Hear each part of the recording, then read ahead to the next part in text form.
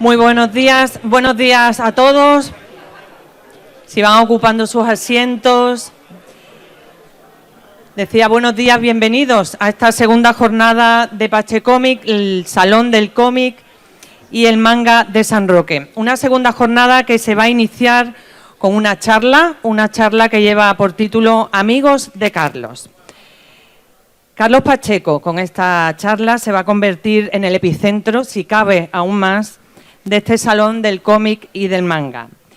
Y va a ocurrir a través de las palabras, de las vivencias que compartió con sus compañeros y con sus amigos de profesión. Hace unos días, hablando con Jesús Merino, uno de los integrantes de la mesa, me dijo que era la cita ineludible de este Pachecómic. Así que vamos a disfrutarla. Vamos a conocer un montón de anécdotas, vamos a vivirlas con emoción seguramente, como estamos viviendo todo este salón. Así que vamos a empezar a darle la bienvenida también a los autores que van a integrar la mesa. Vamos a ir llamándolos uno a uno. En primer lugar, nos gustaría recibir a Pepe Larraz.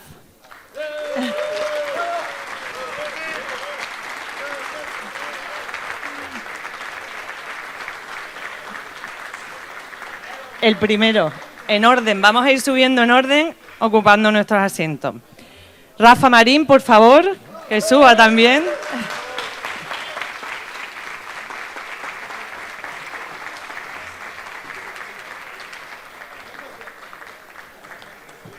David Lafuente, por favor.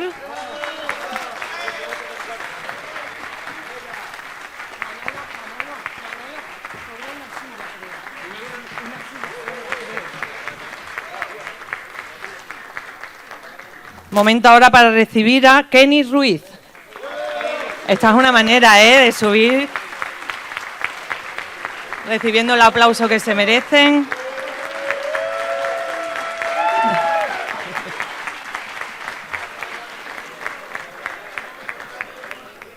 Que se prepare ahora Gabriel Hernández Balta.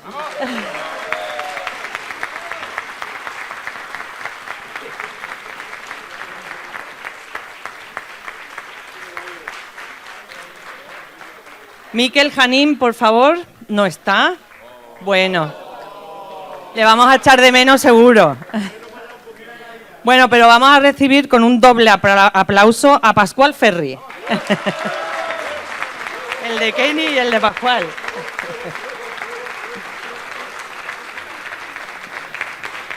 Aneke.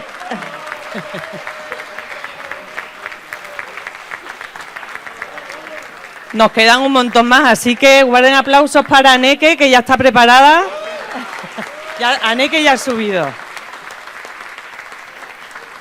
Jesús Merino, por favor.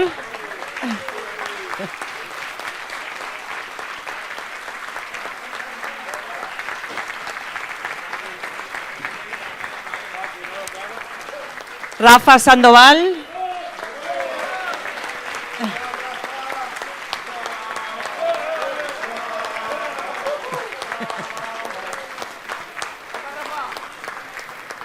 Carmen Carnero.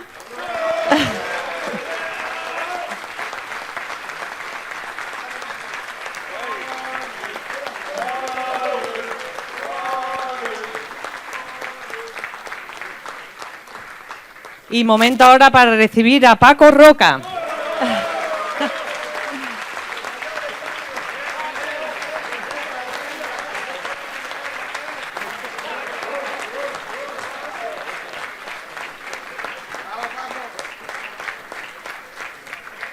Y último invitado para presentar, fuerte aplauso también para Álvaro Martínez Bueno.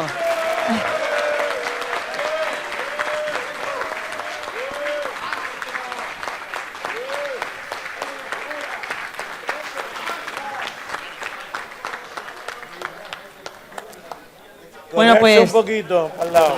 La mañana promete y mientras que se van organizando, porque son muchos y el sitio es un poco...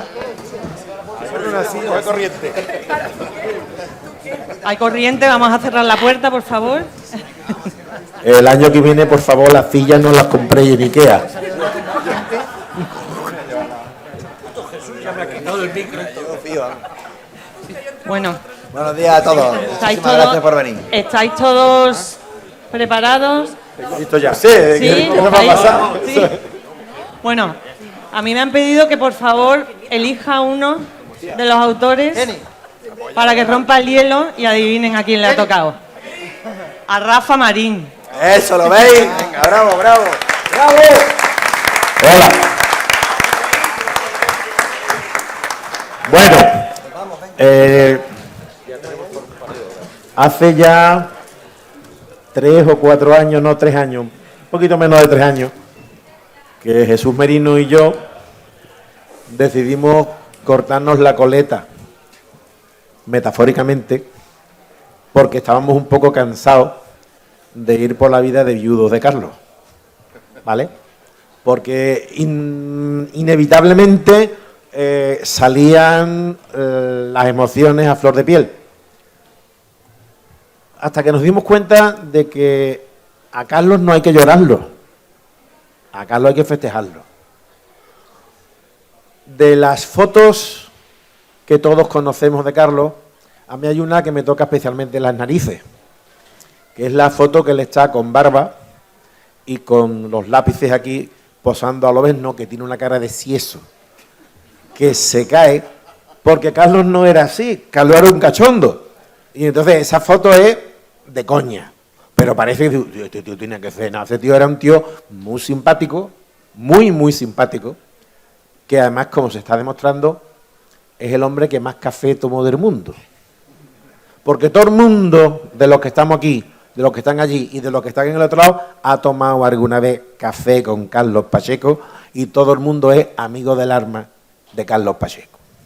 Hasta el punto de que yo lo llamaba Roberto Carlos Pacheco, porque tenía 1 millón de amigos, ¿vale?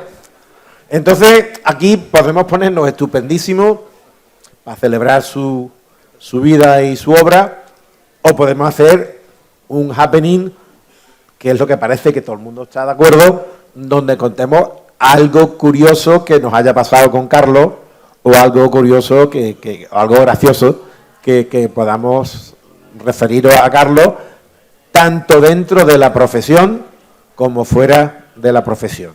Yo creo que aquí, lo hablamos ayer en la cena, o no sé si fue en el almuerzo-cena, hablamos de que tanto Jesús como Pascual eran de la generación de Carlos, pero el resto de los que están aquí son lo que viene luego. Yo soy mayor, yo soy más mayor. Y ellos son, en cierto aspecto, los hijos de Carlos.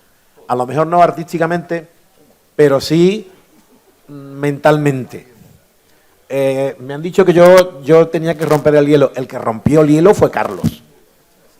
Carlos hizo lo que nadie pensaba que se podía hacer. El mundo era muy grande, muy grande, muy grande. Y desde que Carlos puso el pie allí, se ha ido haciendo más pequeño. No por cosa de Carlos, obviamente, porque se inventaron las redes sociales, antes mandábamos los originales en fax y por American Express, hoy ya se mandan a un clic, ¿no? Pero el mundo se ha hecho más chico y todos los que están aquí, pues creo que un poco van a rueda de lo que hizo Carlos, ¿no? De ese deseo de dibujar superhéroes, de trabajar de jugar con los juguetes con los que jugábamos de niños. Eso yo creo que es lo principal que nos pasa a los que hacemos historietas de superhéroes, ¿no? Nos prestan los juguetes y jugamos con ellos y después, por desgracia, los juguetes hay que devolverlos al cajón para que juegue otro. Entonces, yo no sé quién quiere empezar a contarnos alguna vivencia, alguna reflexión, alguna historia. Pues mira, yo le debo a Carlos 500 euros, pues lo cuenta, ¿no? Pues lo cuenta, ¿no? Y si no, pues yo, a dedo, pues, no sé, puedo nombrar uno y que nos cuente su vida. Yo creo que debería ser por orden de aparición, debería ser Pascual. Vale. O tú. No, yo ya he hablado. No, Pascual. No, que después decir, este señor me llamó y me dice, ¿tú quieres ser moderador? Y le dije, no. Dice, ¿por qué? Digo, porque yo lo hablo todo. Yo no dejo hablar a nadie. Vale, vale, sí, ya, Vale, cállate. Ya está, ya me callo. Pero sí, Pascual, cuenta alguna anécdota de tu vida con Carlos. Los besos de lengua no hace falta. Bueno, yo quizás discrepo en algunas cosas. Yo odié a Carlos Pacheco durante algunas épocas de mi vida. Vamos a cambiar el título de la charla. Y luego otras lo amé profundamente. Creo que lo más bonito que puedo contar de Carlos es que cuando los dos empezamos, cuando los dos empezamos, éramos dos personas que creíamos que trabajar en Estados Unidos en el género de los superhéroes, más que imposible, era altamente improbable. Era un sueño no realizable. Incluso viajar a Nueva York podía parecer una cosa extraordinaria, ¿no? Si tú habías ido a Nueva York en aquella época, ¿qué sería? Yo recuerdo la primera vez que fui fue a los 18 años, debía ser en el 87 o algo así. Y yo recuerdo que la gente en mi barrio me miraba como si fuera una estrella, ¿no? ¿Has ido a Nueva York? He de decir que fui a Nueva York porque gané un concurso de la radio de los Bee Gees. ¿Sí? Esa es la historia. Bueno, he empezado, esto es el prólogo. ¿Cuándo aparece Pacheco en la historia? Me voy a dejar ir. Hombre, te recuerdo que tenemos que hablar todos, ¿eh? Ah, que ya estás envidiosa porque no puedes hablar tú. Digo porque Pues yo no he ido nunca a Nueva York. Ahora me toca a mí. Yo nunca... no me gustan los VG.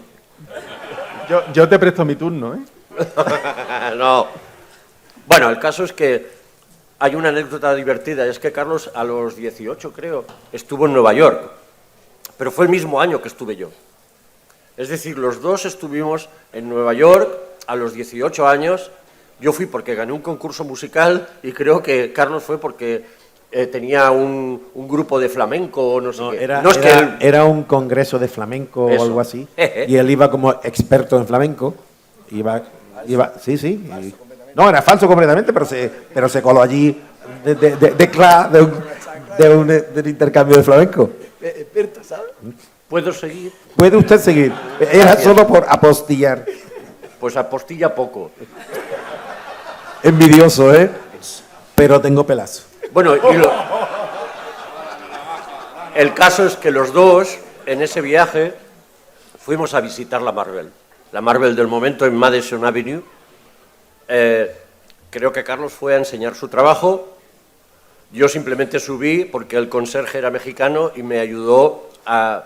Cuando vi la entrada de las oficinas había un Capitán América enorme y yo... ¡buah! Pero me prometió que el lunes me dejaría ver la editorial. Bueno, eso es la anécdota, que los dos, cuando lo hablamos... Hostia, ¿tú estuviste a los 18 en Nueva York? Sí, yo también. Y por música, algo diferente.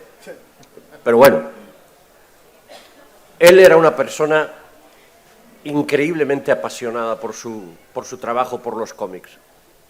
Yo diría que un científico de los cómics, lo sabía todo.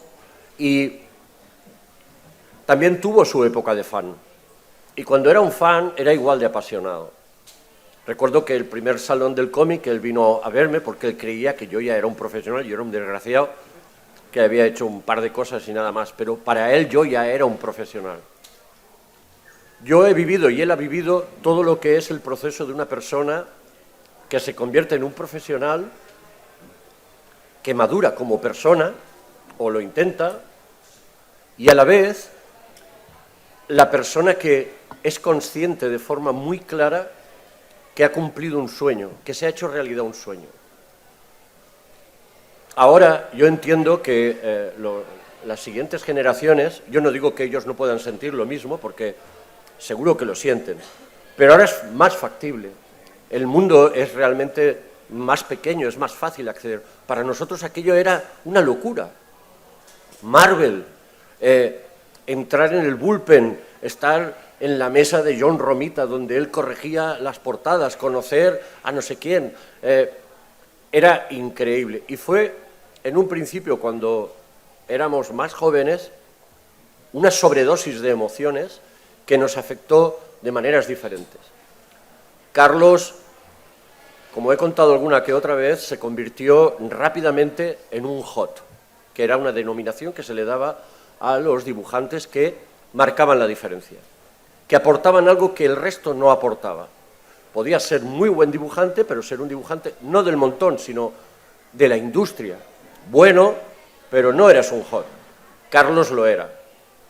Salva, por su parte, que también hizo mucho por todo esto, y hay que recordarlo, era un dibujante que estaba en la línea de lo que se hacía en aquel momento y era muy profesional. Y yo era una rara avis en el sentido de que no sabían dónde colocarme. Pero algún que otro editor de aquella época joven le parecía que yo podía ser interesante y me abrió las puertas no tan rápido como a ellos dos. Pero a lo que iba, la anécdota. En la medida que pasaron los años, pasaron muchas cosas. Hubo momentos que estábamos más cercanos, hubo momentos en que nos alejamos, como pasa con todas las relaciones, pero en los últimos años, los últimos 7 u 8 años, ya no hablábamos como dos personas que dibujábamos cómics y que teníamos un estatus, hablábamos como personas. Y ese es el Carlos que yo recuerdo con más cariño, porque éramos dos personas compartiendo todas esas emociones que sabíamos que habían sido únicas en aquel momento, ¿no? Cuando pasó lo que pasó, por desgracia, yo a Carlos, yo no voy a decir que era el mejor amigo de Carlos, creo que Rafa y Jesús eran verdaderos grandes amigos de él. Yo era un buen amigo. En todo caso, lo que sí tenía muy claro es que yo le quería un montón. Con todo, con sus virtudes y sus defectos, con sus intentos de hacer chirigotas para reírse de mí, como con lo que fuera. Y yo creo que tan inolvidable para mí ha sido haber tenido la oportunidad y la suerte de haber entrado en ese mercado y cumplir un sueño, porque fue cumplir un sueño. Yo recuerdo cuando me tocaba dibujar un personaje, me acuerdo el primer número que hice de X-Men, me tocó dibujar al Profesor X, y yo pensaba, Dios mío, estoy dibujando el Profesor X.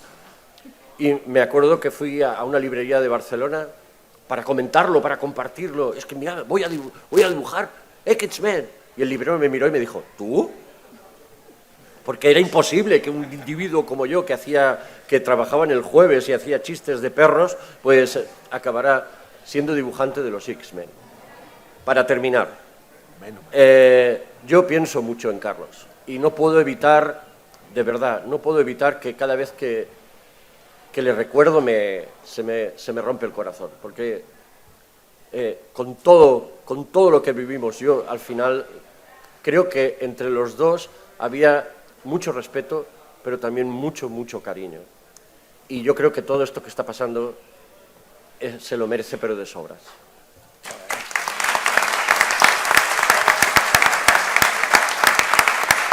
Muchas gracias. Para los no andaluces y no gaditanos, por favor, procurad evitar que hagamos el babetazo.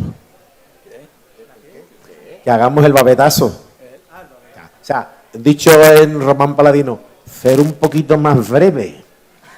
Si tenéis mucho que hablar, escribirlo. Lo dice él. Tú dices que seamos breves. Vale. Anda ya. Anda ya. Te jode. Para decir que seamos breves has escrito un soneto. Bueno, seguimos. Paco Roca. Que es... En la tumba se grabará. Ja. Seré breve. Muy breve. Sí, Muy breve. Aquí Bueno, todo lo que no seas tú es largo, ¿no? yo, bueno, ¿qué digo? Paco Roca hoy es Dios en el mundo de la historieta. Todos lo admiramos.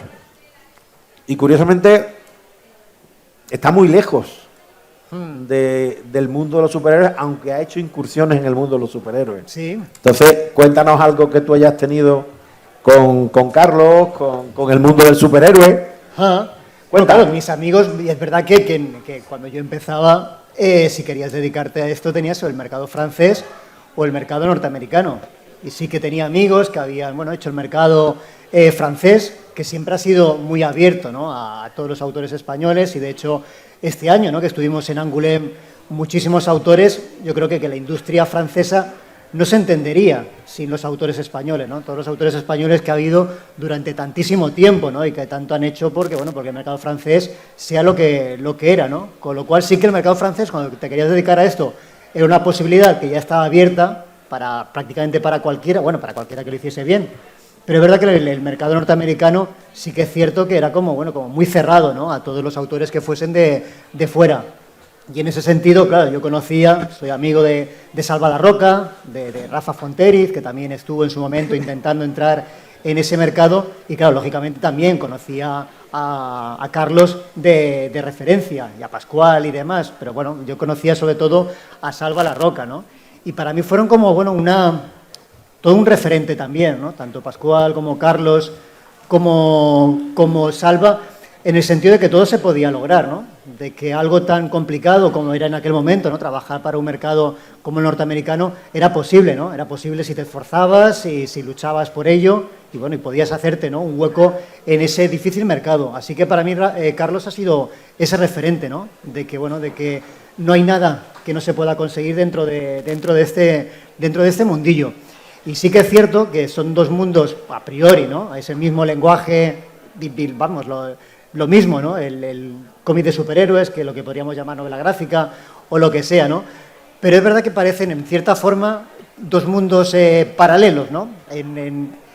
Y la primera vez que conocí a Jam con más tiempo a Carlos fue precisamente aquí, en San Roque, y creo que estabas tú también. Sí, en los cursillos de la universidad. Sí, y lo que más me sorprendió de Carlos, lo primero de todo fue aparte, ¿no?, de la simpatía que estábamos hablando, que conocía muchísimo el cómic en general. O sea, no se había centrado únicamente en el cómic de superhéroes, en el cómic norteamericano, sino que era fan de Carlos Jiménez, conocía a Miguel Gallardo, creo que ese año vinimos Miguel Gallardo y yo, conocía un montón de cómics, incluso muchísimos más dentro de mi género, de lo que podía conocer yo. O sea, eso me pareció muy bonito, ¿no?, que alguien como él, consolidado y muy metido en su mundo, conociese tanto, ¿no?, del cómic en general. Y la verdad es que fue unos días aquí que yo creo que marcaron un poco esa amistad, ¿no? Acabamos jugando en un futbolín por aquí cerca. Los famosos futbolines. Sí, tomando copas, y es lo que hablamos, ¿no?, lo que también decía Pascual. Yo creo que Carlos se desprendía cariño, y creo que si el Pacheco Cómic es posible, aparte de por Alejandro, es por el cariño, ¿no?, que todo el mundo le tiene a Carlos, ¿no? Yo creo que son de esas personas que eran positivas y las que cuando lo tienes al lado siempre aportan, ¿no? Y te das cuenta de que transmite cariño. ¿Ganaste al futbolín? Ganó él. Claro. Vamos, que hombre. Por eso te parece simpático. No, ganó. Si hubiera ganado, todavía lo estarías escuchando. Pesado. Ganó con diferencia. Claro, también es verdad que mi compañero Miguel Gallardo, que tampoco... Sensibles éramos mucho más que el otro equipo, pero en cuestión de músculo y habilidades nos ganaban. Carlos siempre fue un superhéroe de barrio. Ajá. Él lo decía. Así que nada, eso. El cariño y yo creo que eso, que el gran conocimiento que tenía del medio son las cosas que más destacaría de Carlos. Pues muy bien. Ya que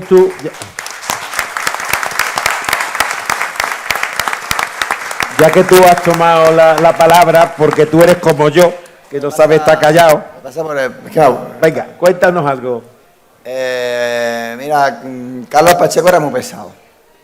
Estáis aquí todo el rato estáis todo el rato flipándonos mucho. Yo tengo tres Carlos Pacheco, tengo tres Carlos Pacheco en mi vida. El que salía en un libro que para mí era la Biblia, que se llamaba La aventura gráfica de Carlos Pacheco, que ese libro en mi generación era lo que había que hacer.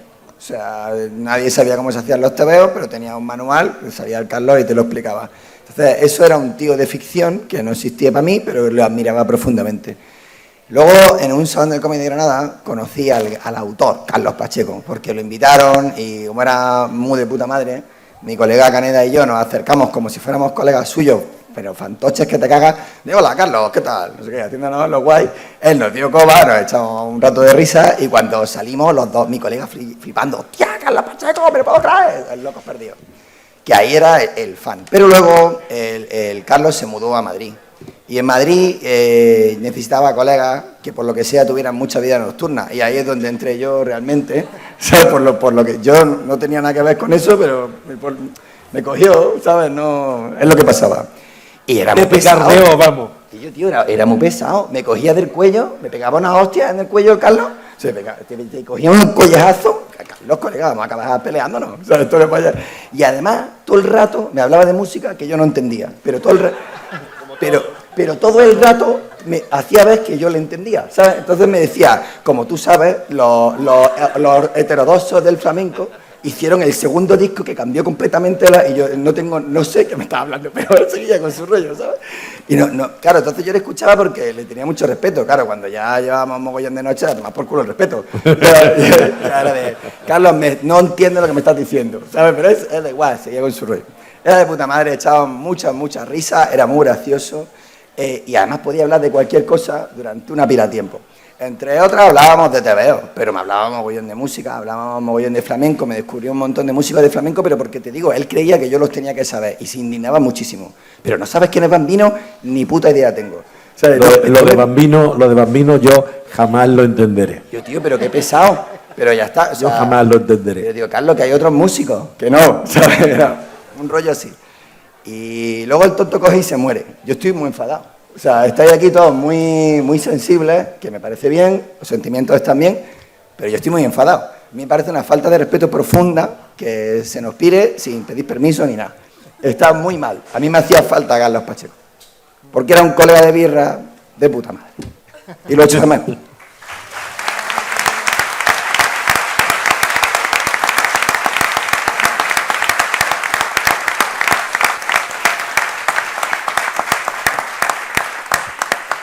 Rafa, compañero del mismo nombre que yo. Tocayo. Tú estás haciendo Superman y Carlos ya hizo antes Superman. ¿Cómo se aborda hoy un mito como es Superman?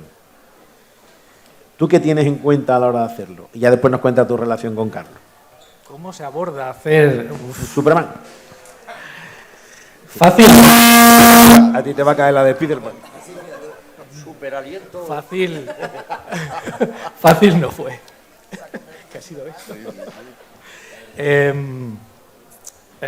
Bueno, mira, yo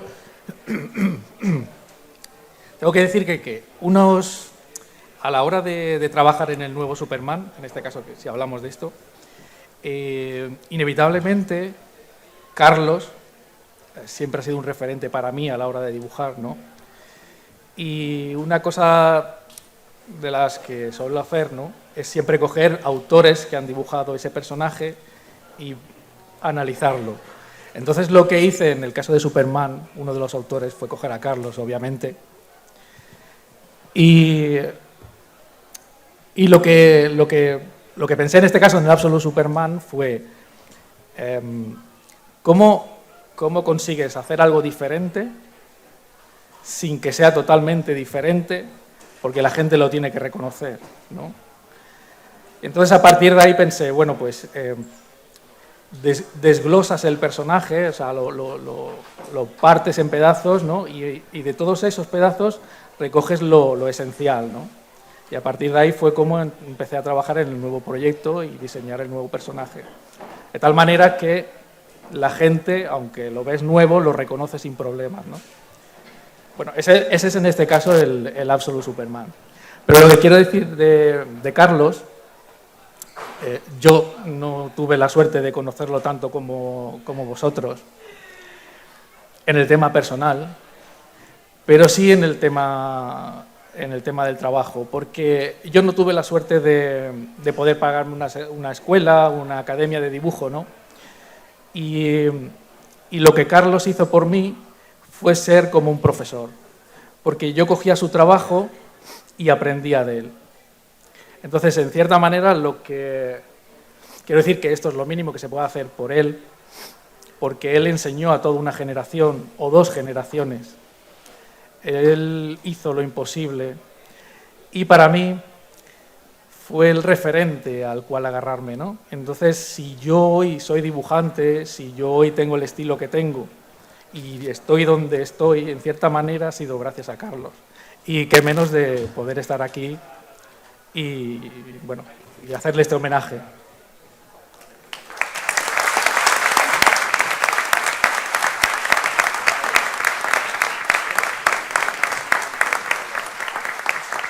Pasamos de DC a Marvel, pasamos de un personaje que viste de rojo, blanco y azul a otro personaje que viste de rojo, blanco y azul y que tiene prácticamente las mismas letras en el nombre, aunque el de Marvel es mucho mejor.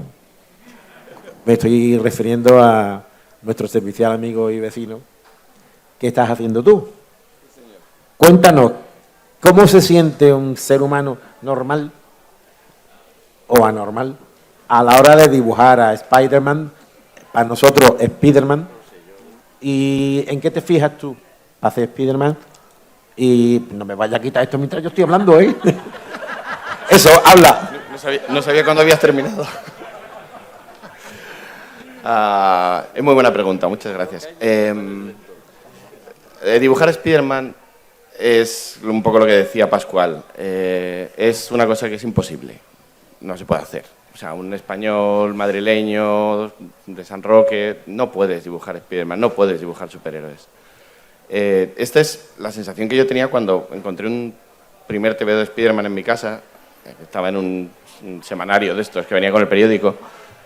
Yo no sé quién ha hecho esto, no sé dónde se ha hecho esto, no sé cuándo se ha hecho esto. Esto es una cosa, no es un cómic, es una cosa que ya estaba hecha, pues como las pirámides. Eran bromos, pues están ahí, ¿no?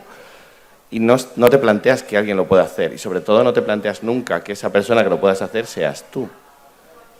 De ahí la puerta gigante, enorme, milenaria de piedra que tiró abajo Carlos, que fuera de, no, sí, lo puedo hacer yo, lo podemos hacer nosotros. Y cuando lo hizo él, de repente vimos que lo podíamos hacer todos nosotros, ¿no? Y abrir esa puerta es que es increíble. O sea, lo repetimos una y otra vez, pero es que no lo había hecho nadie en España. Es increíble, ¿no?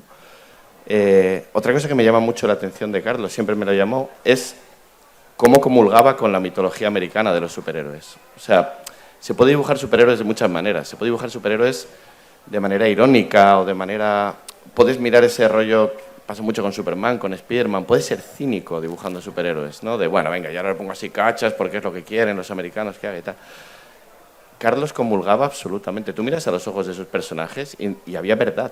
O sea, él se creía ese Superman, se creía ese Spiderman, se creía ese Flash, ¿no? Eso es lo acojonante de Carlos. O sea, mimetizó con los americanos. No es que les diera la versión de un español de los americanos. Él era uno más allí.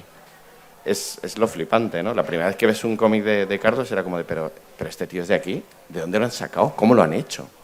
Es una maravilla, ¿no? Luego podemos hablar de lo bien que dibujaba. Dibujaba fantástico, dibujaba todo bien, todo el rato, lo cual era muy frustrante, porque te encontrabas que hacía bonito lo normal. O sea, eran dos personas agarradas uno así del brazo del otro y te lo colocaba de una manera que era precioso. Que luego tú lo dibujabas y parecía las ilustraciones de un libro de inglés, ¿sabes? Pero él lo hacía bonito, lo hacía épico, era todo muy bello, ¿no? Y me pasa como a Kenny, o sea, tengo muchos Carlos en la cabeza, por supuesto, o sea, porque también hemos coincidido en muchos salones. Yo le conocí cuando yo empecé a ser ya dibujante en Marvel y tenía ese punto de venir a arroparte, ¿no? Yo estaba en el salón de Sevilla, más perdido que un pulpo en un garaje, y fue en plan, ¿qué tal? ¿Acabas de llegar? Sí, ven, vamos a tomar una caña. No conocía de nada, ven, vamos a tomar una tapa, no sé qué y tal. Y te enseñaba un poco la ciudad, te hacía un poco de acabas de llegar al mundo del cómic, bienvenido, ven, yo te cojo, ¿no? Y te sentías como muy, muy apadrinado por Carlos todo el rato. Entonces yo ese le tengo muy, muy en el corazón. Y luego ya tenemos historias de borrachera, que me cogió, me lanzó por los aires, me tiró al suelo, o sea, hay de todo. ¿Quieres que cuente más? La vez que me dejó abandonado con Mark Wolfman en la fiesta de Marvel y se fue a reírse desde el otro extremo de la sala, en plan de... Yo dije, cabrón. Yo no sabía quién era Mark Wolfman. Dijo, es el creador de los Titanes, un señor muy mayor. Yo dije, ¿es Cronos, el creador de los Titanes? Dice, entonces era así, ¿no? Y es una pasada haberle conocido, es una putada que se haya ido tan pronto. O sea, no se monta todo esto para irte a mitad de la cena. O sea, esto no se hace. Así que eso es lo que tengo yo que contaros.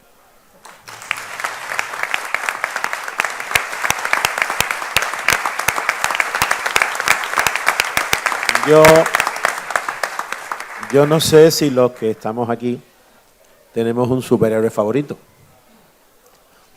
Yo sé cuál era el superhéroe favorito de Carlos. Y si habéis visto su despacho o la recreación de su despacho en el museo, ahí está el arco, la flecha y la diana. Su superhéroe favorito era Ojo de Halcón. Cuéntanos. Bien. ¿Cuál es tu superhéroe favorito? Lo malo es que, vamos a ver, con esa serie que se llama Occupy Avengers, en la que Ojo de Halcón iba por América deshaciendo entuertos cual equipo A, tengo sentimientos agridulces, porque el cómic es una mierda. Lo siento, no fue culpa de Carlos ni mía, lo prometo. Yo no sé si el guionista tenía una depresión, pero fue la peor experiencia la que me hizo irme de Marvel. Pero claro, me dio la oportunidad de trabajar en un cómic con él. Y de hecho estaba recordando que, bueno, a mí me gusta mucho documentarme y me compré una moto de juguete para dibujarla desde varios puntos. Luego la moto creo que desaparecía en el segundo número, una de las cosas que creo que el guionista hizo mal. Pero me fui a la tienda de Triumph en Granada, compré un pequeño modelo, otro para mi suegro, que le gustan mucho las motos. Y entonces le hice una foto a esa moto y se la mandé a Carlos para preguntarle si pensaba que podía ser la moto de Ojo de Halcón, para que él me diera el visto bueno, porque yo sabía que si le ponía una cazadora a Ojo de Halcón, él tenía que dar el visto bueno. Y esos mensajes, en ningún caso había nada paternalista, era todo lo contrario. De hecho, pues yo también, es una cosa que creo que, bueno, los que lo conocisteis por generación, digamos que fuisteis a la vez, pero los que vinimos después, yo sentí mucho también esa gradación en la relación con él. No me fui de borrachera, básicamente porque soy un soso abstemio, pero en todo caso sí es verdad que primero fue, claro, el autor que tú ves en los pósters que hacía para Forum, recuerdo uno de Alpha Flight, y yo recuerdo que un sentimiento ambivalente, porque yo dibujaba superhéroes, y los superhéroes como tales siempre me han salido fatal, hasta el día de hoy. Yo sufro cuando tengo que hacer un personaje guapo. Dame uno feo, pero si me da uno guapo, puedo tirarme una semana. Y claro, yo vi esos dibujos hechos por un español, que además supongo que en la pequeña biografía ponía que era andaluz. Yo entonces vivía en Málaga. Y entonces, claro, por un lado dices, claro, se puede hacer siendo de aquí, pero por otro lado digo, no tengo excusa, porque yo pensaba que solo podía ser de Wisconsin o de Nueva York para dibujar bien superhéroe. Digo, ¿cómo me va a salir bien el Capitán Britannia si soy de Málaga? No, tengo excusa. Y ahora viene este de San Roque y digo, para él sí le salen, o sea que no era cosa, es cosa mía. Claro. Entonces, y además tenía esas rayas que también eran un poco europeas, y entonces decidí que como muestra de buena fe, yo en mis 10, 12 años hice una copia del Puck que salía saltando por, creo que era el Parlamento canadiense, y dije, voy a aceptar mi inferioridad ante esta persona de la que me separan unos cuantos kilómetros y bastante talento. Y con el tiempo, de hecho, yo se lo comenté, digo, Carlos, ¿sabes que yo...? Y me pidió que escaneara ese dibujo, se lo mandé. Entonces, tengo mucho esa sensación. Luego, el primer salón que lo conocí, lo mismo. Pues, ¿qué estás haciendo? ¿En qué serie estás? Me dijo, los primeros 2, 3, 4, 5 años, dice, no hagas caso de los lectores. Dice, solo le tienes que caer bien a los editores y a los guionistas. No se refería a caer bien, sino, dice, que esta gente esté contenta. Dice que tú luego, yo vi varias críticas basadas precisamente en mi poca habilidad para dibujar superhéroes. Una de ellas la recuerdo con especial cariño, porque se molestaron en encontrar la palabra española para el calificativo de mi arte, que era art igual caca. Esa era la crítica de un cómic que, bueno, creo que a esto se refería a Carlos cuando decía que no hiciera caso a los lectores. Si lo dice Carlos, el editor está contento, a mí me están pagando, seguiré. Claro, entonces en ese primer encuentro, que fue en Jerez, pues precisamente qué estaba haciendo, no sé cuánto, pues algo de decir, oye, si te hace falta ayuda. Ya en el siguiente le había visto algo de lo que yo había hecho, que era Magneto, creo, y ya entonces, pues él ya me dio un estatus diferente, ¿no? Pero yo lo seguía admirando, entonces, de alguna forma también, digo, eso le pasó a Ruller Ibáñez con Miguel Ancho Prado, que Miguel Ancho, pues lo mismo, muy cercano, y Ruller le dijo directamente, dice, dame 5 minutos para que te admire y luego ya somos compañeros. Porque hay también una parte, se lo comentaba a Jaume, que cuando conoces a gente, coño, que admira, lo siento, pero sí, y son personas que normalmente son cercanas. Supongo, claro, ahora viene alguien y dice, ¡ay, conocí a Pepe Larraín, es muy apañado! Digo, pero claro, ¿quieres tu ratillo de decir, no, espérate, que le quiero hacer ese favor a ese chiquillo de 10 o 12 años de que estoy hablando con el jodido Carlos Pacheco? Digo, entiendo, te agradezco que seas cercano, te agradezco que me estés poniendo a tu mismo nivel cuando eso no es así. Y digo, pero déjame un poquillo, ¿no? Entonces, eso normalmente lo hace uno en la intimidad. Entonces, claro, yo, por ejemplo, Carlos me decía, oye, ¿qué tal? Que estamos haciendo la serie asquerosa de Occupy Avenger. Él no la llamaba así, pero yo sí.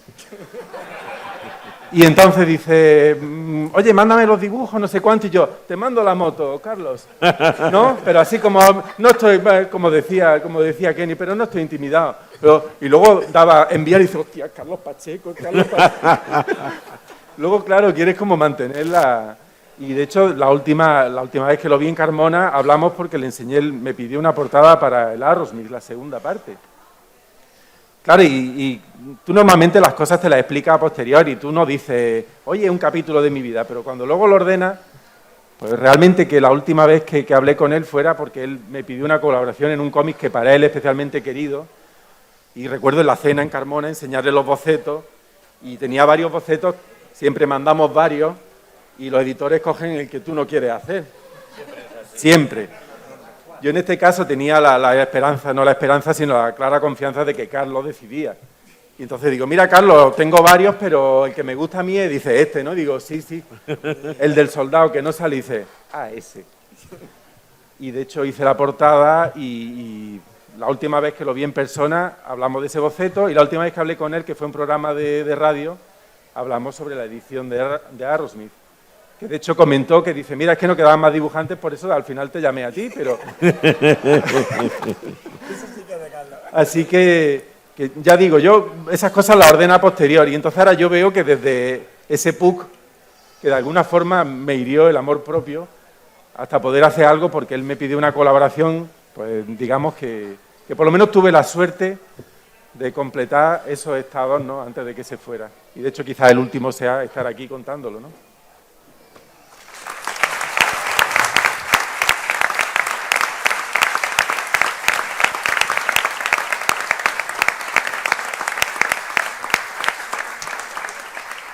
Álvaro, ayer nos hablaste de la presentación del cartel. Abunda un poco más porque el público no creo que fuera el mismo, pero en ese cartel, en ese retrato de ese Carlos sin barba, sonriente, con los ojos tan claros. ¿Qué te gusta, Rafa? No, a mí me gusta. Es que vosotros estáis hablando de un mito. Para mí es un tío que se cayó en la puerta de mi casa en un charco. Eso es verdad, ¿eh? O sea, entonces me cuesta mucho trabajo pensar que ese amigo mío, que era un mindundi como yo, llegó a ser lo que fue, ¿no? Pero cuéntanos un poquito sobre... Y tú también, ¿no? ¿Tú te toca luego o qué? ¿Tú no has hablado todavía? Pero es que lo hicimos entre La Fuente y yo. O sea, yo hice la ilustración. Bueno, luego él puede aportar su... Yo hice la ilustración y La Fuente hizo todo el diseño que, bueno, lo estaréis viendo por algún sitio por aquí abajo. Que nos lo contará él. Luego voy a contar una pequeña anécdota. Vale. Pequeña, ¿eh? Junior se la sabe. Y lo que quise hacer, bueno, me gustaría cristalizar todo lo que he escuchado en la charla porque es un poco muchas de las cosas que siento hacia Carlos, ¿sabes? Carlos es una de las personas más importantes de mi vida, lo he dicho, lo diré. Él probablemente, quizás lo sospechaba, no lo sé, porque tuve la suerte de conocerle en los últimos años. No estar tanto tiempo con él como me hubiera gustado, pero quizás lo sospechaba, pero no creo que tuviera idea de lo importante que ha sido en mi vida en todos los sentidos. Tengo la vida que tengo, en parte gracias a él. Y entonces, bueno, pues cristaliza un poco este sentimiento que tengo hacia él en todo lo que han contado ellos, porque el ser humano, la capa de ser humano que se añadió después cuando le conocí, solo hizo que engrandecer ese sentimiento. Entonces, a Carlos siempre lo he visto como muy faro, ¿no? Como lo han comentado mis compañeros de mesa, como el faro que nos guiaba, ¿no? Y esa mirada que tenía Carlos, que en persona desarmaba porque eran unos ojos muy bonitos, que llamaban mucho la atención, ¿no? Muy expresivos, muy claros. Su mirada de cómo hacer cómics, de cómo acercarse a la cultura del cómic, es la que nos ha guiado. A mí como artista, muchísimo. Sus dibujos en sí los he copiado hasta la extenuación, pero lo intangible del arte de Carlos también me ha guiado un montón. Carlos, alguna vez en alguna charla, en alguna cosa, he comentado que era muy generoso, ¿no? Que lo hemos dicho también.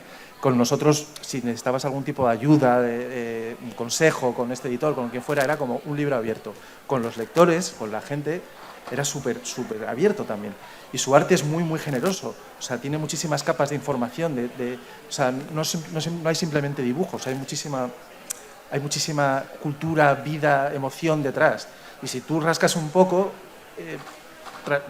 vamos, se ve a simple vista y si rascas mucho más. Entonces yo lo que quiero transmitir con mis cómics, con la distancia que nos separan, es un poco eso, ¿sabes? Esa riqueza que tenía Carlos en todos los aspectos y que volcaba en su arte, que era súper generoso con el lector, te daba muchísimo como artista.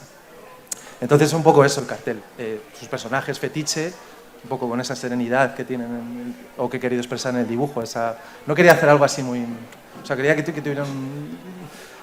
Serenidad es la palabra, sí, que tuvieran esa imagen cálida que daba Carlos y que él fuera el centro de la imagen, su mirada en el centro de la imagen. Y era un poco la idea que tenía. Y como anécdota, si me permitís, no me extiendo, antes has dicho que todos somos hijos de Carlos. Yo fui hijo de Carlos reconocido durante 10 segundos. Mira. Me reconoció como su hijo. Yo he trabajado para Marvel, no mucho tiempo, pero he sido autor de Marvel, y Marvel a mí me ha tratado como una colilla, básicamente. Si lo hizo con Jack Kirby... Efectivamente, bueno, sí, por supuesto. La Fuente tiene una frase, si jodieron a Alan Moore, ¿cómo no te van a joder a ti? Se me lo dice mucho, ¿no? Pero bueno, Marvel me ha tratado como una... Sí. ¿Sabes? Muy mal me han tratado. Cuando fui la primera vez a Nueva York no me dejaban entrar en las oficinas de Marvel, a Carmen tampoco, Carmen está de testigo, nos dejaron en la puerta, no nos dejaron subir, éramos autores de Marvel ambos.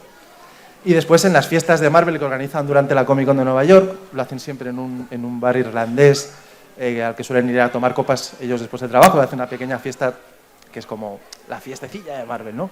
El bar tiene 2 plantas y en la planta de abajo están la chusma y arriba está la realeza. Entonces, arriba hay barra libre, está la gente guapa, estaba Mark Wolfman con Pepe. Y fuimos la chusma, yo de DC, claro, entonces llegamos ahí y estábamos en la parte de abajo. Y había una persona que además tiene un cargo importante en Marvel, le pusieron de portero esa noche ahí a que no le voy a decir quién es, pero bueno, no lo voy a decir, no, ha dicho que tiene un cargo importante en Marvel, pero esa noche era el portero, que todavía es muy respetable. Entonces estaba en la escalera, evitando que la chusma subiera, ¿no? No, tú no puedes pasar, tú por supuesto. Pepe enseguida enfiló el piso de arriba y el resto de campesinos nos quedamos abajo, pagando las cervezas. Y en eso es que aparece Carlos con su hijo, que todos le conocéis, con esa altura, que es la viva imagen de Carlos. Y dice, ¿qué pasa? ¿Cómo estáis? Yo acababa de conocer a Carlos prácticamente. Como digo, era muy abierto con la gente, con los compañeros. Y nos cuidaba mucho. Y dice, ¿qué pasa? Joder, porque no nos dejan subir, Carlos. ¿Cómo? ¿Cómo que no nos dejan subir? Espera un momento. Dice, tú, ven para acá. Dice, ¿cómo no dejan subir a este, que es mi hijo? Y le mira y dice, ve, a este, que es su hijo, y a mí al lado dice, ¿cómo? Claro, por supuesto, Carlos, para arriba. Y entonces nos hinchamos a copas y entonces le dejó a Pepe con Mark Wolfman y fue una noche... Fue una noche inolvidable. Luego yo me fui con este desgraciado, acabamos del revés en el Lower East Side. Y su padre me lo dejó a cargo. Su padre me dejó a cargo a su hijo. Y cuidé de él muy mal. Fue muy emocionante. Bueno. Recuerdo a Álvaro súper agobiado en esa fiesta porque me dijo, Carmen, que he perdido a Junior. He perdido a Junior y su padre me va a matar, que lo he perdido. En fin, bueno, fui hijo de Carlos, sí, y cuidé de su hijo. Pero, en fin, que creo que no me voy a poner emotivo porque ya he empezado un poco así en esa nota y mejor acabar con una sonrisa. Y no sé, es que no sé qué decir, de verdad. Cada vez que nos juntamos para hablar de Carlos, estoy al borde de la lágrima y no me da la gana, porque es que no... Creo que lo que le conocisteis mejor, es que no le hubiera molado un pelo. Así que nos quedamos así.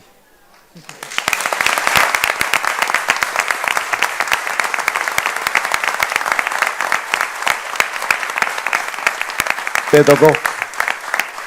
Abunda en tu relación con toda esta película. Vale, yo después de esto tan emotivo tengo que conectar el modo friki y tenemos que hablar de la edición española de Bishop y de Flash de 1995, ¿vale? Y es muy importante ponerlo en un contexto histórico porque, quiero decir, entonces no había TikTok o Instagram, deja de reírte, cabrón, para ver cómo es el estudio de un dibujante, cómo era un papel de Marvel que tenía el logo en la parte de arriba y ponía el número y la página y el mes, pero bueno, y todo eso. Y creo que estabais comentando un poco la parte como didáctica, la parte de profesor, de guía, de pionero de Carlos. Y yo la primera vez que vi una página a lápiz de un cómic fue un cómic de Carlos, en los extras de Flash. Y es algo que para un adolescente, que yo era un dibujante en ciernes, alguien que quería hacer cómics, fue como se expandió el universo, de alguna forma. Es como, no solo los cómics los hacen personas, sino que se pueden hacer en España, sino que además, mira, así es una página, esta es la forma que tiene. Entonces, creo que lo que él no solo llevó allí una forma de hacer cómics ligeramente diferente a lo que ya tenían en ese momento, y dándole un toque fresco a cada colección que visitaba como dibujante, ¿no? Desde Darkworld, en Marvel UK, a Flash, a luego Bishop, Starjammers, voy a seguir así mucho rato, X-Men y luego Avengers Forever, y cómo le daba ese, no solo aportaba a el landscape de cómics americano, sino que él mismo se reinventaba de colección en colección. O sea, me parece que y luego lo que traía de vuelta a España, ¿no? A las ediciones españolas, que hay un antes y un después de Carlos. Cómo aparecen esos extras, cómo aparecen los artículos de Rafa. Sí, recuerdo uno de Starjammers en el que dices, estoy un poco harto ya de esto. No. El de Starjammers lo firmaba Carlos. Mejor aún. Lo que pasa es que lo escribí yo. Yo hice de negro de Carlos. Claro. Y luego, pues cosas como Iberia Inc., ¿no? Un cómic que habíais planeado antes de su entrada en Marvel y en DC y demás. No sé. Todo esto sonaba no solo imposible, sino te mostraba las bambalinas, ¿no? Cómo era aquello. Y para mí me parece que era algo importantísimo. Como digo, nada de Instagram, no podías ver qué era lo que había desayunado esa mañana y este era el lápiz que utilizaba. No, solo había unas cosas muy pequeñas, muy poca información a la que podíamos acceder. Y la anécdota personal, ya lo dejo. La primera vez cuando conocí a Carlos era en una convención en Dublín, pero en el hotel. Pero el hotel no estaba estaba a las afueras de Dublín y él estaba esperando un taxi a la puerta del hotel. Y yo me había preparado, voy a contarle esto, voy a decirle lo que le admiro. Estaba nervioso, entonces me había preparado un speech, ¿no? Mentalmente. Y me voy acercando a él y entonces aparece alguien, oye, ¿puedes hacerme un sketch y tal? Y dice, no, perdón, es que estoy esperando un taxi. Mientras estaba contando una anécdota sobre Bono en Muchachada Nui. Y seguía contando la anécdota, lo de Bono, rock, compromiso, y venía otra persona, ¿no? Yo estaba ahí esperando como para decir lo mío. Venía otra persona, decía, un sketch, no sé qué. No, perdona, es que estoy esperando el taxi. Y entonces seguía contando. Bueno, y aquel momento llevé a Christopher Lee del aeropuerto no sé dónde. Esa es buenísima. Tienes que contarla entera. Mi cabeza seguía explotando, seguía preparado con el speech.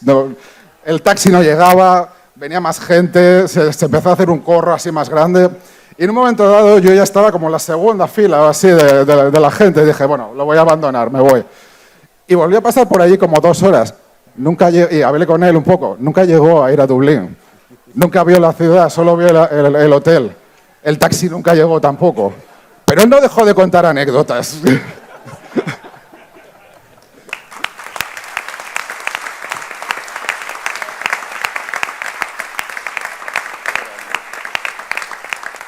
Aneke, los cómics de superhéroes son enormemente machistas. Joder. Lo reconocemos, ¿no? Son una ensoñación masculina adolescente. Lo que pasa es que la adolescencia hoy día dura hasta los 90 años. ¿Cómo empiezas tú a dibujar superhéroes y de qué te sirve conocer a mi primo? Pues mira... el micro, eso. Sí, a ver. De hecho, Carlos fue uno de los primeros cuando se vino para Madrid y le conocí por medio de la escuela de dibujo. Aquí el amigo y yo compartimos muchos momentos, ahí en la escuela de las DIP se llamaba. Y Carlos vino, y Carlos en el momento que llegó ya nos atrapó a todos. Entonces ya cuando se empezó cuando ya se estableció en Madrid, ya todos hicimos camarilla con él, ¿te acuerdas? Y pasamos unos momentos muy mágicos. Y a mí me ayudó mucho al principio me puse en contacto con mi primer agente del inicio y también compartimos en Expo Comic en Madrid muchos momentos muy chulos.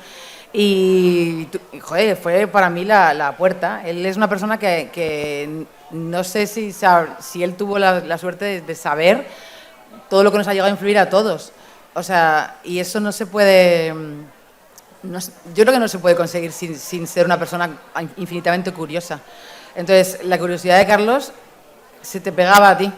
Y si tú sentías la misma energía que él y te emparejabas con su pensamiento, es que era imposible, siempre tenía un pensamiento, una idea. Era una persona infinitamente rica, como decía Álvaro, infinitamente apasionada, y creo que él sabía conectar con las personas, que él se veía un reflejo también y una parte, unas aristas en la que él creo que se podría reconocer. Entonces yo creo que por eso conectamos algunos cuando se vino para Madrid y tal, y en diferentes saraos y tal, y todo lo que nos ayudó, lo que nos inculcó, o sea, es infinito. Yo ahora, claro, cuando llega que han pasado unos años y tal, y me doy cuenta y digo, madre mía, o sea, cómo, y conforme ya me voy haciendo más mayor y tal, digo, la paciencia que tenía, que parecía que no, porque luego era como que no sé qué, tal cual. Pero tenía mucha paciencia para hablar con la gente, con la cantidad de bichos raros que somos en el mundo del cómic, cada uno de su padre y su madre, y sabía conectar con cada uno de cierta manera y se emparejaba, ¿no? Era como que tenía una frecuencia, una vibración con cada uno y sabía hablar con todos. Y por eso creo que nos ha llegado a tanta gente. Y ya es fuera de música, o sea, yo tengo una anécdota, por ejemplo, con él, que es de compartir música y él, oye, ¿qué está escuchando? No sé qué, y pásame no sé cuánto, y pasarnos cosas, y de páginas de aquí te estás leyendo, qué artista has conocido, él no paraba, el tío era como una esponja, todo lo absorbía. Y claro, ese es el rollo de... Claro, yo lo conocí en la etapa más tardía, ¿no? Y por ejemplo, a la hora de compartir una canción, un grupo que me gusta mucho a mí, que se llama Type O Negative, y me encanta una canción que se llama Cinnamon Girl. Y dice, pero si esa canción es ay, se me olvida el nombre ahora, coño. Neil Young, te he entendido Pearl Jam, perdón. De Lil Jon, y digo, anda, coño, pues es verdad. Entonces siempre había una interconexión entre las cosas que hacía que se engrandeciera el mundo del que provenías. Y en eso es que era infinitamente valiosa su visión, y era lo que dice Álvaro, la mirada, no solo su mirada, que era increíblemente impactante, ¿no? Pero cómo miraba las cosas y cómo miraba el mundo, y lo que decía de la frase que nunca se me olvidara, que igual era de otra persona, no me acuerdo, la de nada del humano me es ajeno, y yo me la llevo encima, porque es que es verdad que no... Es lo que dice él, quería dibujar todo porque él quería ser todo, entonces te tienes que impregnar de todo de una manera que es desbordante. Entonces, pues eso es lo que pasó, que no sé ni cómo entré. Yo que sé, él me ayudó mucho en los inicios, y ver que había un feedback ahí, que yo he sido muy afortunada de haber tenido la suerte de tener un feedback con él, de compartir dibujos que tengo bocetos yo, de que me ha ayudado en ciertos momentos. Mira, esto cómo lo haces así, esto tal, ¿qué te parece? Luego lo perfeccionista que era, que digo, por favor, para allá. Me manda, cuando tuve la suerte también de entintarle en unos dibujos que hizo también. Y la cabeza 0,05 milímetros más pequeña, como está mejor, ¿no? Y yo, sí, claro, Carlos. Entonces era así, era increíblemente perfeccionista, pero también luego él valoraba mucho el ímpetu de la parte artística de cada uno, por ejemplo. Y él veía las cosas que tenía cada uno. Decía, a mí me gusta mucho, y esto que te lo diga Carlos, como, ¿qué?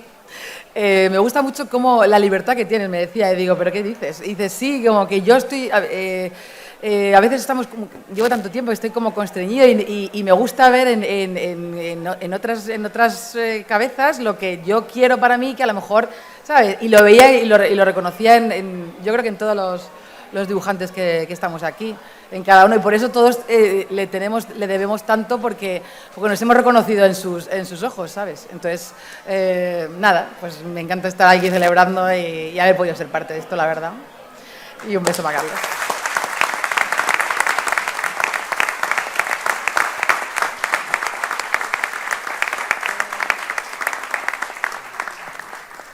Carmen, el mundo de los superhéroes es profundamente machista.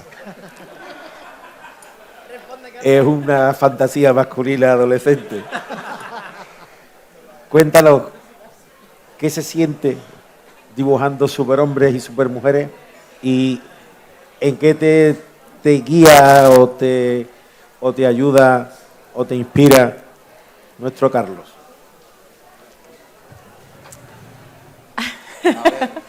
A ver, qué bonito es que todos los que estamos aquí en esta mesa y seguramente cualquier profesional o persona que se intenta dedicar al cómic tenga buenas palabras hacia Carlos. Todos y todas decimos, en algún momento me ha ayudado, en algún momento me ha dicho esto, lo otro, me ha hecho sentir. Aunque yo, por ejemplo, en mi caso, aunque yo llevaba 2 días que estaba entregando portfolio, me hacía sentir como si fuera una profesional del cómic que llevaba toda la vida. Vente, tú, para aquí, para allá. Qué bonito es eso.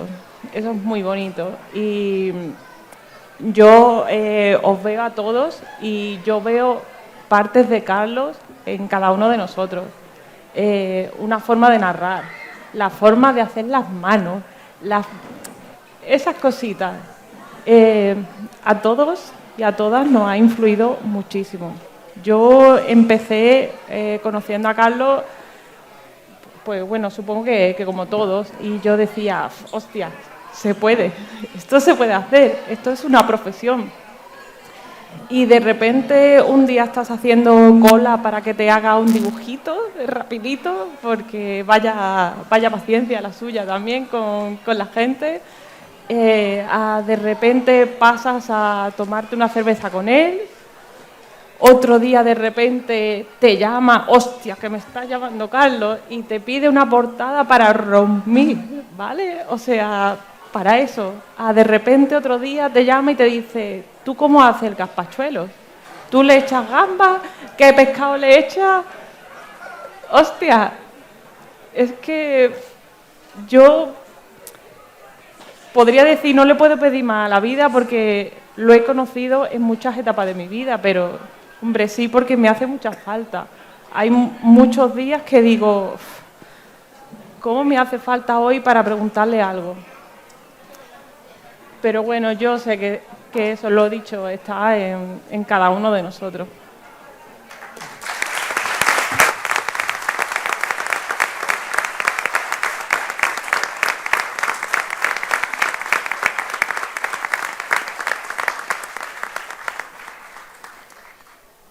He dejado para el final a Joe Sinot, porque... Y por fin el postre. ¿Qué? Y por fin el postre. Esto. Jesús Merino creo que no necesita presentación. Es de todos nosotros el que más tiempo y más cerca ha trabajado con Carlos durante por lo menos 12 años. 11 y 12. pico, sí. Pues nada, cuenta lo que te dé la gana. Joder, en 11 años y pico, viendo a Carlos prácticamente a diario, porque nosotros trabajábamos, yo vivía en Granada y él vivía aquí en San Roque, claro. Cuando empezamos a trabajar, yo me vine porque pensaba que la mejor forma de trabajar era estar juntos. Luego entendí que él nunca me lo pidió, pero yo pensé que sí. Entonces me vine aquí a San Roque. La primera vez que conocí a Carlos es curioso porque tengo varias, ya lo he contado muchas veces, pero tengo varias primeras veces que conocí a Carlos, ¿no? Y la primera que conocí a Carlos fue en un salón de Barcelona y yo estaba haciendo algunas cosas de laberinto, creo.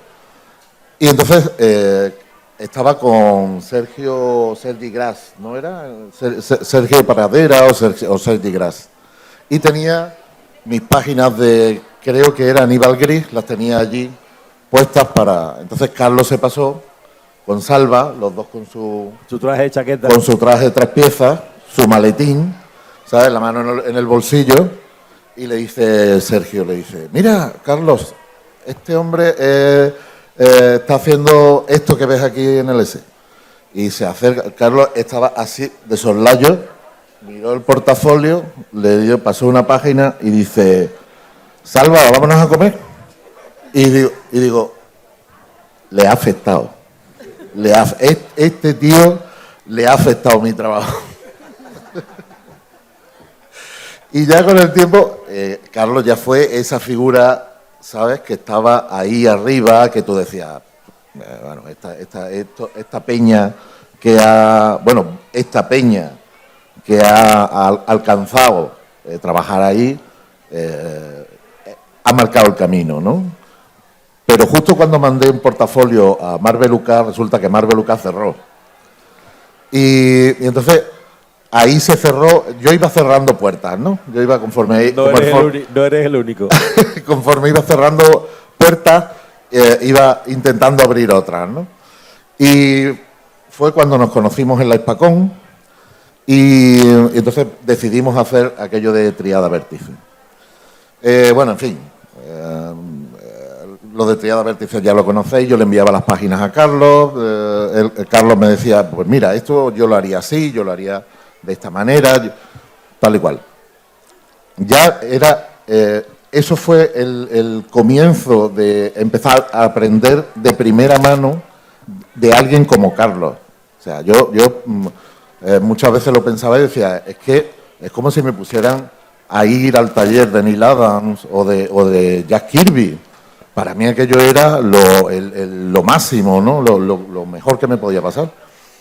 Y cuando llegó el día de empezar a trabajar juntos, fue porque simplemente me llamó y me dice, mira, tengo que terminar un anual de Vengadores, ¿por qué no te vienes y me ayudas a acabar los lápices? Bueno, venga, me vine aquí a San Roque, me buscó un piso donde quedarme y pasamos un fin de semana, aquel fue el primer fin de semana de muchísimo, que pasamos más de 24 horas juntos, porque aquello era, yo me iba a casa de Carlos y María me decía, venga, quédate a comer ya aquí. Bueno, venga. Me quedaba a comer, seguíamos trabajando, me quedaba a cenar, seguíamos trabajando hasta las tantas de la madrugada. Y cuando íbamos a terminar ya me dice, porque yo ya lo había pensado, yo ya tenía en la cabeza pedírselo, pero no me lo atrevía, me dice, ¿por qué no haces unas pruebas de tinta con los lápices estos Digo, mira, pues ya que tengo los lápices, voy a hacer la prueba. En aquella época, hacer fotocopias en color era una pasta. Y me acuerdo que José Luis Munuera, que vivía en Granada y éramos muy amigos y teníamos mucho contacto, vino conmigo a hacer las fotocopias. Las fotocopias eran en papel brillante, donde la tinta no... Tenías que entintar como 3 veces para que la tinta se quedara. Pero bueno, y enviar un paquete a Estados Unidos costaba, recuerdo que eran 6.000 pesetas de aquella época. Aquello era un sueldo, para mí era un sueldo. Y me dice Carlos, no, yo me lo llevo y lo enseño por allí, por Marvel. Entonces se llevó el paquete y me dice, mira, me han dicho en Marvel que tienen un entintador para hacer Avengers Forever, pero yo he dicho que quiero hacerlo contigo. Dice, déjame un par de días porque voy a intentar que tú trabajes conmigo en Avengers Forever. A los pocos días me llama, estaba yo en Granada, y me dice, mira, que los he convencido que vas a hacer Avengers Forever conmigo y te van a pagar tanto. Y cuando me dijo lo que me iba a cobrar, yo no daba salto corriendo para la UCI por la casa. Total, que ya hice el petate, me vine para acá, al poco se vino mi mujer, y la primera vez que se vino de muchas Carlos a comer a casa, Carlos no soportaba el queso, no podía comer queso. Entonces, Ana, mi mujer, hizo unos espaguetis y estábamos sentados y dice, Ana, esto no tendrá queso, ¿verdad? Y dice Ana, ¿por qué? ¿Eres alérgico? Y dice, no, es que no me gusta. Dice, pues entonces no lleva queso. Y se lo comió, porque sabía perfectamente que tenía queso. Y se lo comió, no protestó ni dijo nada y se lo comió enterito. Pero a partir de ahí ya empezamos, nosotros nos trasladamos a vivir a Algeciras y yo creo que la parte de la vida de Carlos que María no conocía, la conocía yo y viceversa. Éramos complementarios, ¿no? O sea, Carlos se iba de su casa a la mía y en la mía podía venir a las 12 de la mañana, comer en casa, seguir trabajando, cenar en casa, a lo mejor se venía María también, cenábamos juntos y después seguíamos trabajando hasta las 3 de la madrugada. Eso era un día detrás de otro. Así estuvimos prácticamente 11 años. Y no había fiestas, no había... Carlos era metódico con el trabajo de forma casi, sí, enfermiza. Esa es la palabra. Tenía que terminar llegaba a casa alguna vez y decía, mira, me queda una viñeta aquí por terminar, unas cuantas. Y yo veía la página y decía, pues sí, es verdad, le queda, eso tarda 5 minutos en hacerlo. Tardaba un día entero, porque las caras tenían que quedar perfectas, las manos tenían que quedar... Yo conocí la etapa de Avengers Forever, según me contó Carlos, quería cambiar. Cambió la forma de diseñar las páginas, cambió la forma de trabajar los personajes, alejó mucho la cámara, ya no era la firma de Carlos, no era aquello de las manos, pero seguía dibujando como nadie, ¿no? Pero fue un momento de un cambio de estilo y le decía, ¿y por qué no quiere dibujar ya? Dice, porque no quiero que me recuerden por el dibujante de las manos. Y empezó seguía dibujando las manos muy bien, pero ya no eran las manos aquellas espectaculares que hacía en Bishop o en total, el cambio ese fue cuando me pilló a mí y estando aquí en San Roque precisamente porque Carlos me alquiló un piso, me llamó o me buscó un piso y la primera página que entinté a Carlos cuando me la dio, aquello para mí era que voy a entintar, que voy a poner tinta encima de este lápiz, o sea, no puedo hacer una copia, no había copia, tenías que entintar sobre el mismo lápiz, sobre el mismo papel. Y recuerdo que estaba entintando la página y era la feria de aquí de San Roque. Y yo estaba en el piso con la ventana abierta porque hacía calor y recuerdo que me costó muchísimo entintar aquella página, aquello fue, sudé lo más grande y cuando ya la terminé la cogí así delante de la ventana y en ese momento empezaron a estallar los fuegos artificiales de eso y fue un momento de decir, lo he conseguido, ahora sí.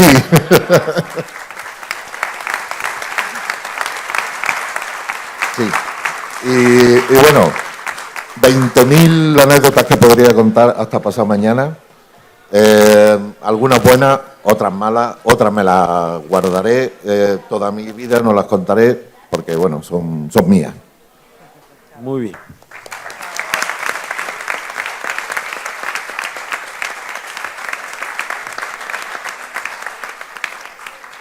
Carlos era tan perfeccionista que cuando publica por primera vez en Estados Unidos Flash, que fue su entrada, me llama por teléfono a casa.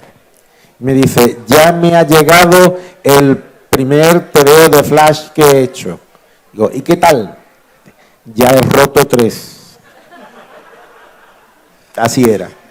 Si alguien tiene algo que preguntar, calle ahora, hable ahora o calle para siempre, pero solo tenemos tiempo para 3 preguntas. Que se lo llevan crudo, que se lo llevan. Venga, venga. Venga. Espera. Para evitar que te responda yo, dirige la pregunta a quien quieras, ¿vale? Sí, bueno. He aprendido, Jesús. Yo, más que una pregunta, quería comentar una anécdota de Carlos, y es que cuando él presentó el Bishop en Sevilla, yo cubrí esa rueda de prensa.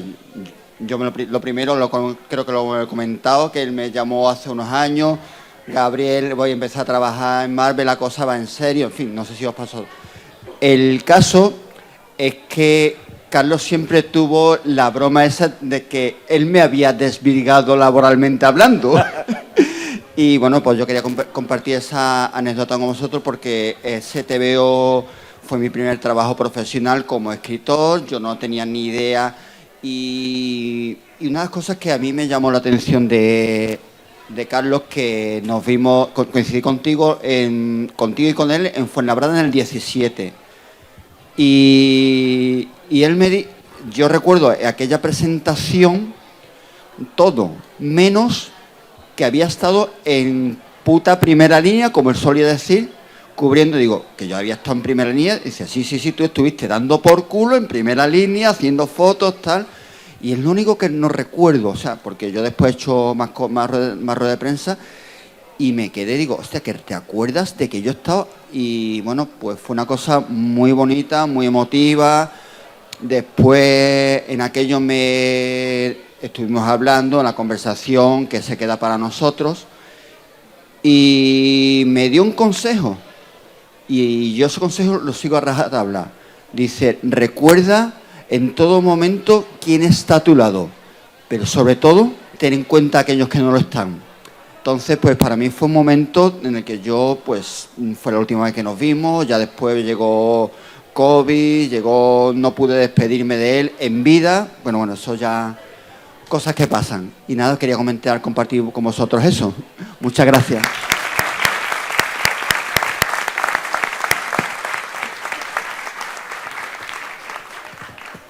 ¿Alguien más? Nobody else. Ok. Te repito, a quien quieras que te conteste, dirígete, porque si no respondo yo. Los artistas que pudieron trabajar en La perla de sus ojos, su último cómic en portadas alternativas, ¿cómo fue trabajar en Aerosmith? Ya si supieron, pues, eso o en general cómo fue, porque no me acuerdo quién fue que mencionó lo de la portada alternativa, creo que fue Hernández Hualta, pero alguno más con alguna anécdota, porque me gustaría decir nombres, pero ahora mismo tengo la cabeza, pues eso, perdón, eso. ¿Cuál era la pregunta? Es que no se ha escuchado. ¿Qué supuso trabajar en la portada alternativa o...? En la portada de Aerosmith. Que diga cómo fue el contacto o cómo fue trabajar en esa portada o... ¿Que cuento algo? Pues... Vale. Pues nada, yo precisamente recibí el mensaje directo de Carlos. Normalmente cuando te encargan una portada variante hay varias formas de que te llegue ese encargo, a veces con la editorial un editor que no conoce, pero las veces que a mí más ilusión me hace es cuando el guionista o el dibujante en persona te pregunta, oye, ¿quieres hacer una portada? Claro, yo creo que entonces ni siquiera estaba anunciado, estas cosas se hacen con mucha antelación. Entonces seguramente me enteré de que había una segunda parte de Aerosmith cuando Carlos me preguntó si quería hacer una variante. Entonces, claro, pues si normalmente yo le dedico tiempo a una portada, imagínate a esa. O sea, hice bocetos porque eso, como comentaba antes, pues luego tiene que parecer que aquello es algo que haces todos los días, pero en realidad, digamos que intimida. Entonces, ya digo, todo el proceso, tanto que me lo pidiera como documentarme para un cómic que me encantaba, pues como luego enseñar los bocetos y luego hacer el original, pues realmente fue algo que disfruté muchísimo. ¿Más o menos?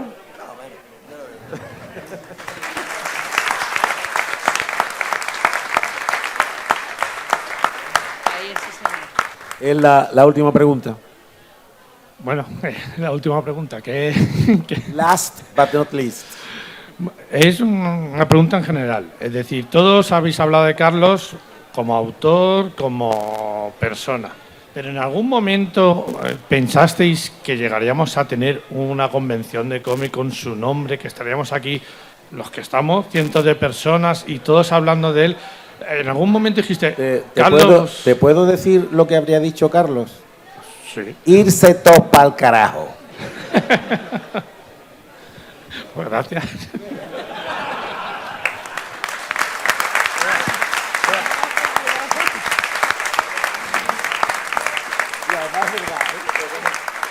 Bueno, pues muchas gracias por haber soportado a estos 12 hombres sin piedad diciendo tonterías, pero diciendo tonterías desde el amor y desde el cariño. Bueno, pues nos estamos acercando, como ha dicho bien Rafa Marín, al final de esta charla, amigos de Carlos, pero nosotros, antes de poner punto y final, nos gustaría que subiesen al escenario de la Asociación Cultural Carlos Pacheco y su hijo Alejandro Pacheco, por favor, al escenario, y el Teniente Alcalde de Juventud también, David Ramos, por favor, porque vamos a hacer entrega de unos reconocimientos, así que vamos... Esto es cada vez más un partido de la NBA, ¿eh?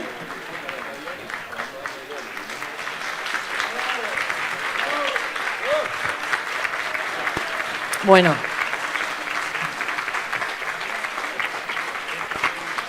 Van a hacer entrega de unos reconocimientos, así que Pepe Larraz, por favor. Le ha gustado, ¿eh?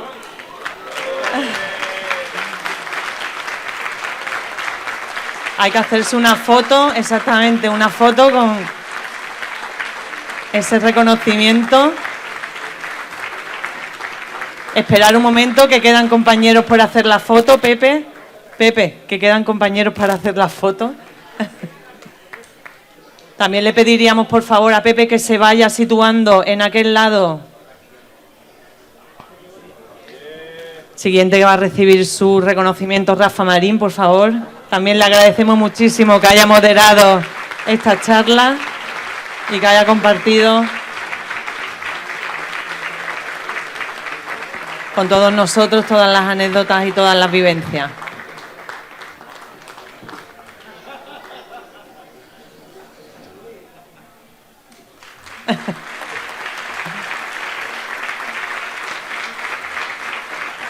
Muchísimas gracias, Rafa Marín. Por favor, David Lafuente. ¡Claro!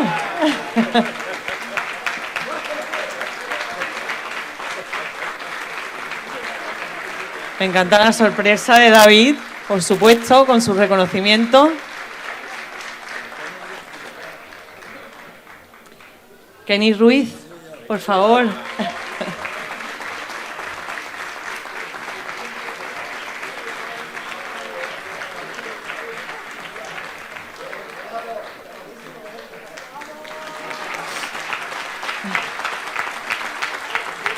Gabriel Hernández Hualta, por favor.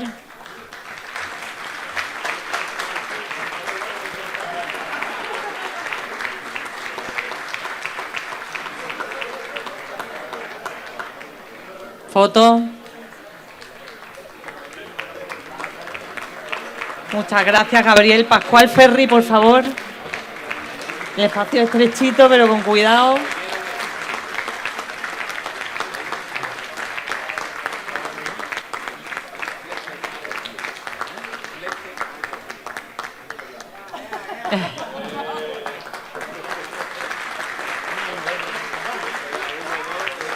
Aneke, tu turno.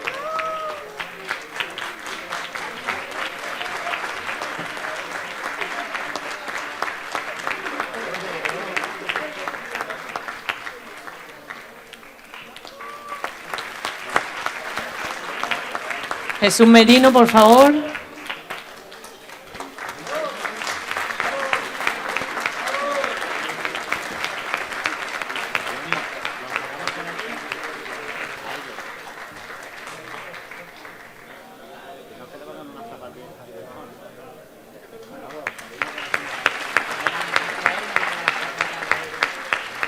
Rafa Sandoval, por favor.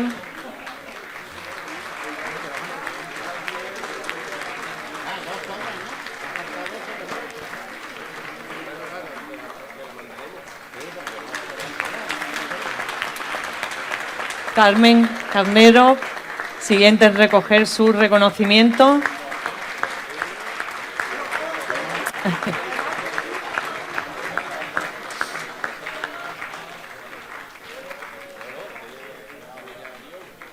Foto, por favor. La foto, Carmen.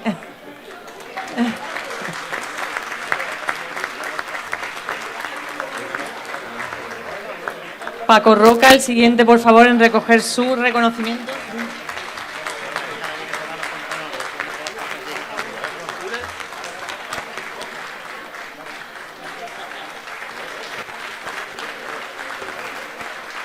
Y Álvaro Martínez Bueno, por favor, también.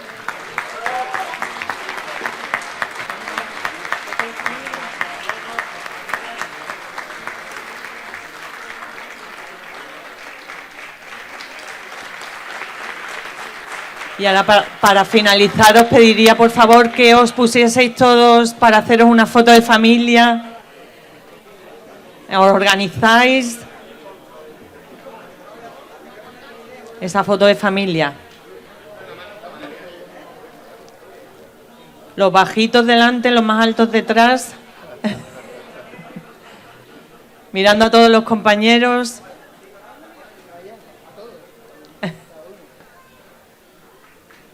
Muchísimas gracias.